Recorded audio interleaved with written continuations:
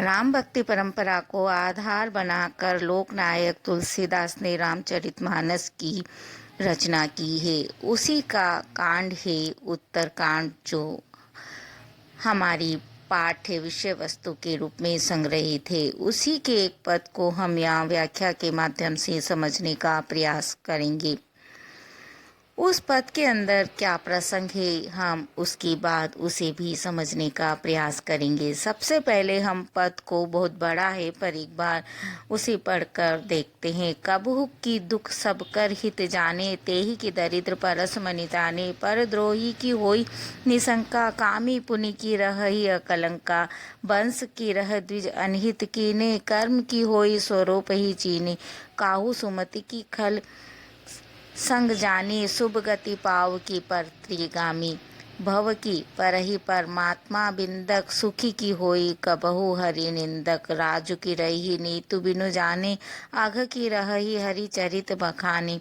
पावस जस की पुण्य बिनु होई, बिनु अघ अजस की पा वही कोई। लाभ की कछु हरि भगति समाना, जेहि गावई श्रुति संत समाना। हानि की जग यही सम किछु न भाई, भई न राम ही नर तनु पाई। अघ की पिसुनता सम कछुआना, धर्म की दया सरिस हरि जाना। यही विधि अमित जुगति मन गुनहु, मुनि उपदेश न सादर सनहु। पुन पुनि सगुन पक्ष में रोपा, तब मुनि बोलो वचन सकोपा। मूढ़ परम सिख देऊ न मानसी, उत्तर प्रति उत्तर बहुआनसी। सत्य वचन विश्वास न करई, बायस इव सब ही ते डरती। सठ स्वपक्ष तब हृदय विशाला, सदपि होय पक्षी चांडाला। लीन शाप में शीस चढ़ाई, नहीं कछु भय न दीनता आई। तुरंत भयो में काग, तब पुनि मुनि पद सिरुनाई। सुमिरी राम रघुवंश मनि, हर्षित चल उड़ाई। प्रसंग वह है जब काकभूषुंड जी गरुड़ को अपनी बात सुना रहे हैं कि किस तरह से जब उन्होंने मुनि लोमश से शिक्षा प्राप्त की थी, भक्ति की शिक्षा ली थी, तब लोमश ऋषि उन्हें निर्गुण का संदेश दे रहे थे और उन्होंने बार बार सगुण का पक्ष रखा और कहा कि मेरा मन तो राम रूपी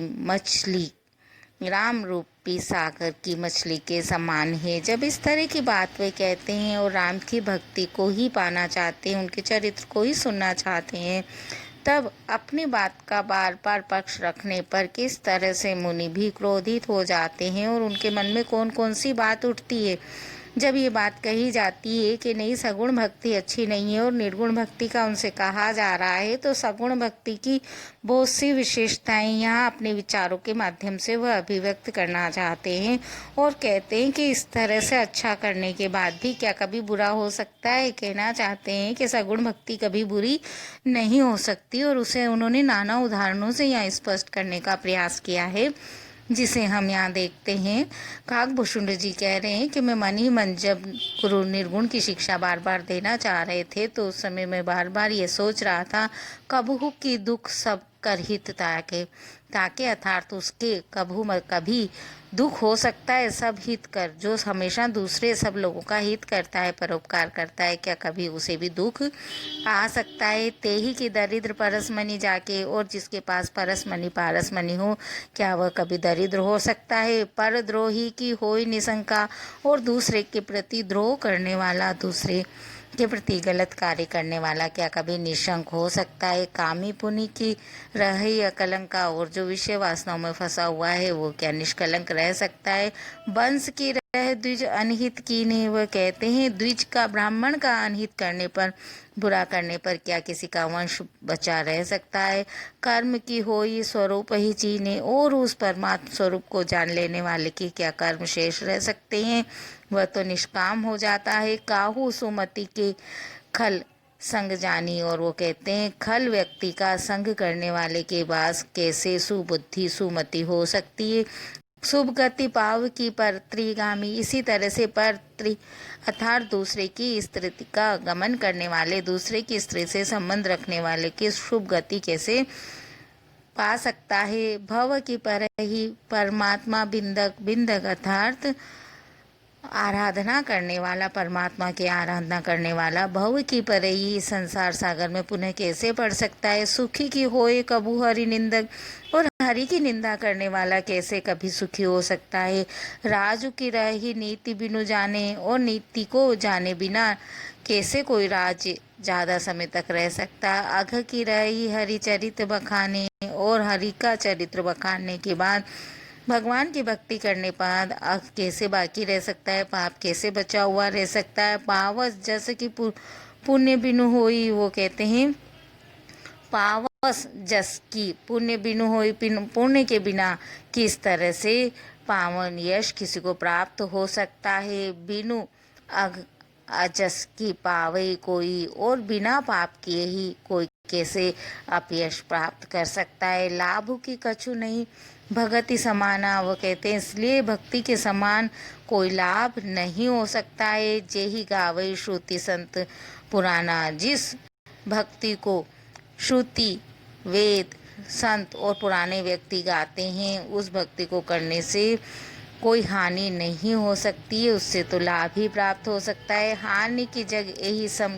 किच्छु भाई, भगति ने राम ही नर तनु पाई। और वो कहते हैं कि इससे बड़ी हानि भाई और क्या, हानि की जगह ही इस संसार के अंदर सबसे सम कछु भाई, इस संसार के अंदर उसके समान हानि क्या हो सकती है। किसके समान, भजी न रामई, के राम का भजन नहीं किया जाए। नर तनु पाए, मनुष्य शरीर पाकर भी राम का भजन नहीं किया जाए, इससे बड़ी हानि, इससे बड़ा नुकसान इस संसार में क्या हो सकता है।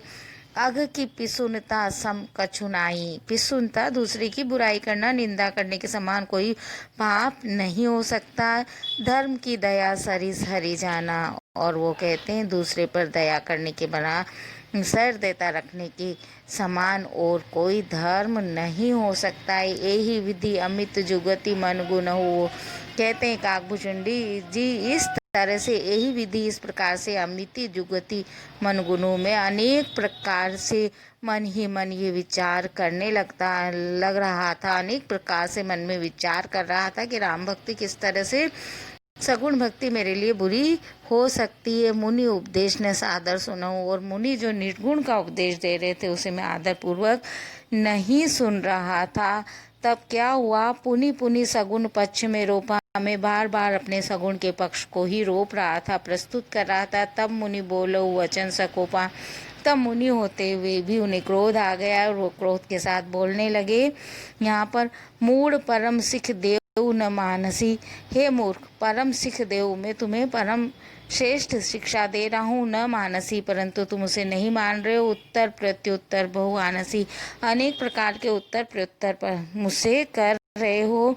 सत्य वचन विश्वास न करी, मैं जो कुछ कह रहा हूँ वो सत्य वचन कह रहा हूँ, पर तुम उस पर विश्वास नहीं कर रहे हो। वायस सब इव सब ही ते डरही, और वायस के समान कौवे के समान सबसे डर रहे हो। सठ स्वपक्ष तब हृदय विशाला, हे सठ है मूर्ख तेरे हृदय में अपना पक्षी विशाल रूप में महत्व के रूप में विद्यमान है। सदपि होई पक्षी चांडाला, तो मैं ये कहता हूँ तुम शीघ्र ही चांडाल पक्षी अर्थात कौवा बन जाओ। लीन शाप में सिर चढ़ाई, तब काकभूषुंड जी कहते हैं गरुड़ से लीन शाप, इस तरह से गुरु से शाप लेकर मैंने उसे अपने सिर पर चढ़ा लिया। नहीं कछु भय न दीनता आई, मेरे मन में इससे न कुछ भय हुआ और नहीं कोई दीनता ही मेरे अंदर आई, अर्थात कोई इस तरह की दुख की भावना मेरे अंदर उससे नहीं हुई। तुरंत भव में काक, तब मैं शीघ्र कौवा बन गया। पुनि मुनि पद सिरुनाई, और पुनः मैंने उन मुनि के चरणों में सिर नवाया। सुमरी राम रघुवंश मणि, और राम जो रघुकुल के वंश में मणि के समान थे उनको मैंने स्मरण किया। हर्षित चलो उड़ाई, और इस तरह से मैं बड़ा प्रसन्न होकर कि अब मैं सगुण भक्ति श्री राम की भक्ति कर पाऊंगा, ये सोचकर वहाँ से उड़ गया। इस तरह से दोहा और चौपाई छंदों के प्रयोग के माध्यम से कवि ने अलंकारों का पुनरुक्ति प्रकाश का प्रयोग करते हुए तद्भव देशज सभी तरह के शब्दों को इसमें लिया है और अपनी सगुण भक्ति की बात को यहाँ पर बहुत बहुत ही सुंदर तरीके से अभिव्यक्ति प्रदान की है। आप इस वीडियो को अपने सहपाठी मित्रों को शेयर करें और लाइक भी।